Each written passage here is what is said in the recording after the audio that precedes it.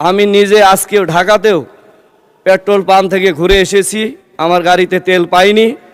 এই জন্য আমি এই বিষয়টি জনগুরুত্বপূর্ণ বিষয় দৃষ্টি আকর্ষণ করছি। আমাদের মাননীয় নির্বাচনী এলাকা 2টি উপজেলা এবং একটি প্রশাসনিক থানা নিয়ে গঠিত বিশাল এলাকা।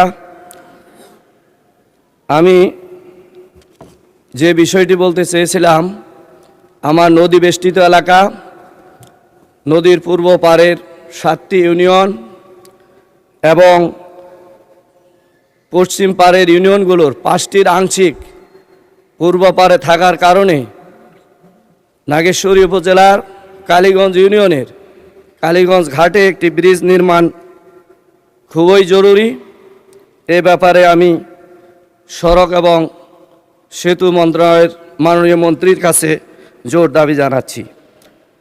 সেই সাথে আমার ভুরুঙ্গামারী উপজেলায় 10টি ইউনিয়ন নিয়ে গঠিত, সেখানে কোনো ফায়ার সার্ভিস স্টেশন নেই।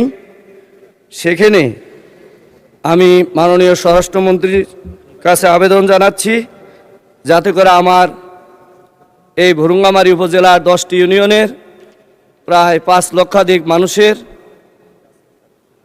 নিরাপত্তার স্বার্থে একটা ফায়ার স্টেশন সেখানে নির্মিত হয়।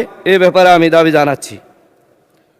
সেই সাথে আজকে যদিও কথা উঠেছে, আমি নিজে আজকেও ঢাকাতেও পেট্রোল পাম্প থেকে ঘুরে এসেছি, আমার গাড়িতে তেল পাইনি। এই জন্য আমি এই বিষয়টি জনগুরুত্বপূর্ণ বিষয় দৃষ্টি আকর্ষণ করছি। আমাদের মাননীয় ধন্যবাদ মাননীয় সদস্য। চট্টগ্রাম 1 আসন থেকে নির্বাচিত মাননীয় সংসদ সদস্য জনাব নুরুল